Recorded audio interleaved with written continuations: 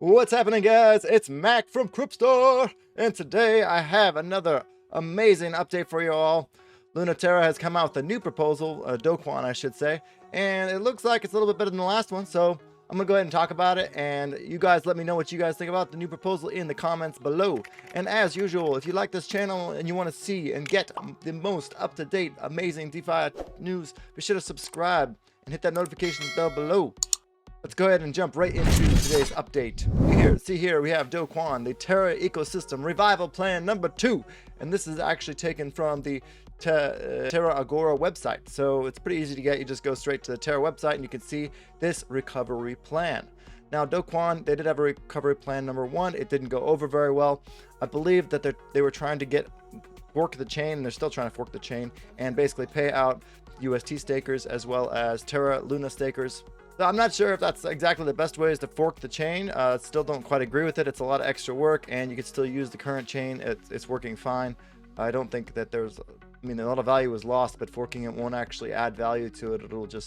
It'll basically make Luna have a less circulating supply, so it can get to a higher price on in the dollar value. But other than that, it doesn't really do much for the ecosystem, in my opinion. In his motivation, he says here, Terra is more than UST. Just like I said in my last video, Terra is not just UST.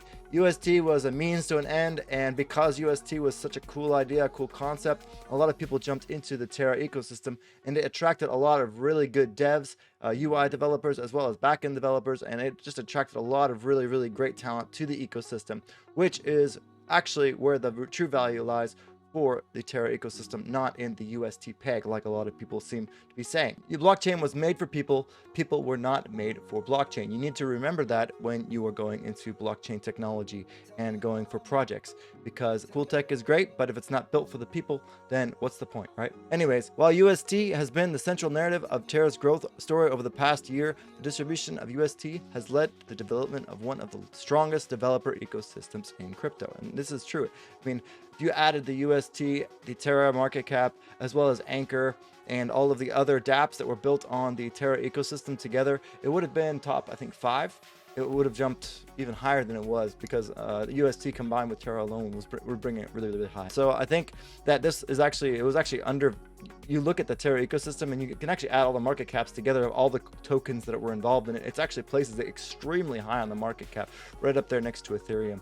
And just below the stable coins, I believe, maybe USDT or something like that. The fact of the matter is, it is a huge ecosystem. They have a huge community. So Terra's app ecosystem contains hundreds of developers working on everything from DeFi to fungible, labor markets, state-of-the-art infrastructure, and community experience.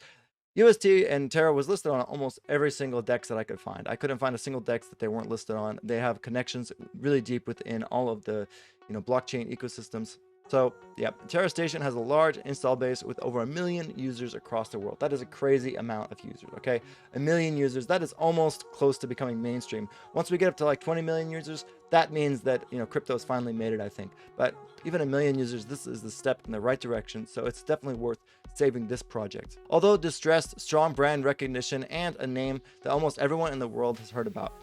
UST peg failure is Terra DAO hack moment, a chance to rise up from the ashes. And I was saying that before. Terra ecosystem it's not about UST, it's about the community. So you know what is the most important part about the Terra ecosystem, not just UST. He still wants to fork the chain into a new chain without the algorithmic stablecoin. I think that is the only good part about the fork. I believe they could also remove the smart contracts for UST token, but I'm not a developer, so I'm not sure if that is possible or not. So they want to call the old chain to be called Terra Classic, and the new chain to be called Terra, Luna Terra. Luna to be airdropped across the Luna Classic stakers, Luna Classic holders, and residual UST holders, and essential app developers of the Terra Classic. Now, one issue I see with this is that Luna has actually grown to be, a cross-blockchain, known token. So if you have Luna on, Solana, or if you have Luna on some other blockchain like Binance Smart Chain, you probably won't get this airdrop. So you need to make sure you go ahead and transfer. I would transfer all of your Luna from Binance Smart Chain, from Wormhole or whatever, back to Luna as soon as possible, just in case this does happen. Now I'm gonna go ahead and I did that already, so I'm gonna do that. Well, I'm gonna do that from now on. I have some on other chains. I have some on, Cosmos right now that I need to move over to, the Luna network in order to make sure that I can get, the into the snapshot. That is the biggest issue I see with this whole forking idea, is that it's gonna be very hard to gather this data from all the different blockchains, I believe.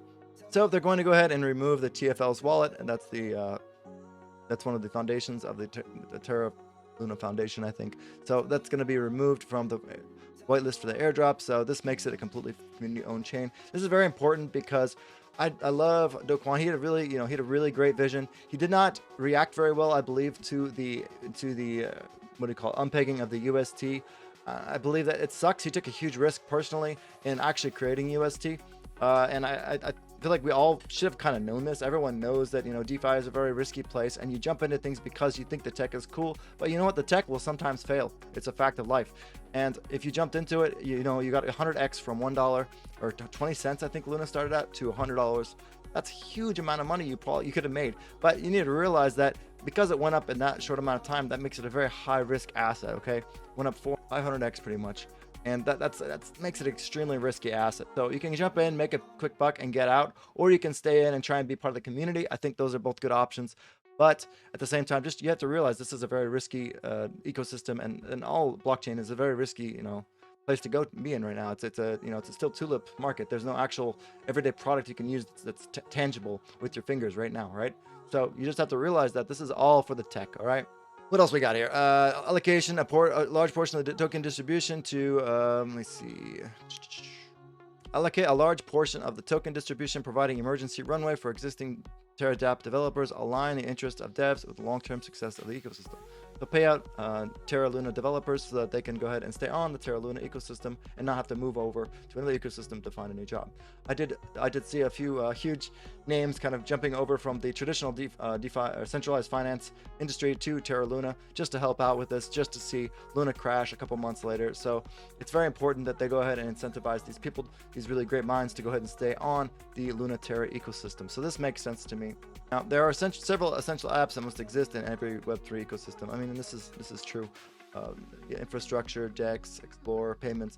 So they need to make sure that all these people are compensated and that they can actually keep building on the Terra Luna ecosystem. Otherwise, they do work on the Cosmos SDK, and it is possible for them to move to other ecosystems using that Cosmos SDK and basically just kind of port over their dApp into those ecosystems, which is quite possible. And I'm sure a lot of these dApps are actually thinking about this right now. So it is imperative that Luna can kind of hold these dApps in the long term by incentivizing them with the Luna token. I believe that's very important. The emergency allocation, 1% of total supply immediately after network launch to provide runway while they build the product. Commit to returning funds if products have not been launched in 1 year. Okay, so it's some sort of vesting period. Alignment allocation, 4% of total supply to be vested to teams that ship products and show traction. I mean, that sounds good, I think, but this is kind of going a little bit far in the future. So token distribution, 1 billion tokens. 25% to community pool, 1% to emergency. We just talked about that one. So 35% all bonded, unbonded Luna, minus the TFL at pre-attack snapshot. So I think that this is going to be a pre-attack snapshot. This is going to be pretty tough. If you have 10% to Luna holders at the launch snapshot. So this is why I've said it's really important to probably move your Luna from any other chain to Luna chain as soon as you can. If you have Luna on other chains, you bought it at a really cheap price. Good for you. You took advantage of the opportunity. It's a very high risk. So, I mean, I did a little bit myself, but it's a very, very high risk. So only put in what you can afford to lose. But if you did that, I would definitely recommend moving it to the Luna ecosystem, okay? The Luna blockchain. No, don't keep it on Binance Smart Chain or whatever. So 25% UST holders at the launch of the snapshot, 10% unlocked at Genesis, rest vested over 2 years. Now, if they do this fork, it's going to be a big mess, I think. So I think they should just try and keep the system going as it is, figure out a way to go ahead and mint Luna, to go ahead and create a community chest or buy and burn Luna with the existing funds that LFG has, and I'll go through that in a tweet, an LFG tweet after this. Okay, so pre-attack snapshots to be taken at the Terra Classic block, 754-4914. Okay, so all this stuff, it's basically just talking about the technical details. We don't need to go through that right now. Anything else? This is the governance proposal. if you look at the top comment here on the comment section, no one wants a fork, just burn the current Luna and fix the current algorithm to get back the UST peg. I don't think this algorithm is possibly to be fixed. Basically, the what do you call it? The death spiral can happen no matter what. So I think they had just the turn off for now and just let the UST peg die and somehow mint extra Luna to sort of help recompensate the current UST holders, but then that would destroy anybody who bought Luna at the lower price of 0.002 or whatever. So it's a very tough situation they're in. I don't think forking is the correct idea. I think it's going to create a huge mess for the ecosystem, but I think that they just need to figure out some way to go ahead and compensate these developers so they don't move to other ecosystems, because right now their assets lie at zero, and this is very bad for them, and there's nothing they can really do about it. So let's see what happens there. Let's go ahead and take a look at the LFG Twitter and see what the kind of money they have to deal with. Looks like they held a reserve consisting of the following assets. So they sold a lot of them. Here. They sold pretty much all of their BTC. It looks like 30,000 of their BTC. So now they have 313 BTC. It's pretty bad. 39,914 BNB, 2 million AVAX, and 2 million USD. Looks like they have a lot of AVAX actually. So that's quite a bit. They might be able to get a decent amount of. We pay people back a decent amount of money with that AVAX. I mean, there's some really funny posts in here. This guy. Feel sorry for him, but yeah. Anyways, I don't know. I think that they should try and repay back the UST holders as much as possible, and then also recompensate them with some of the excessively minted Luna that they made. And then it should be like a 30-50% ratio. I don't think forking the Luna blockchain is going to help anybody. Personally, it's going to be way too complicated because Luna is way too spread out across different blockchains. So, yep, that's my 2 cents. Let me know what Let me know what you guys think in the comments below. I'm really curious. It's a very, very complicated scenario.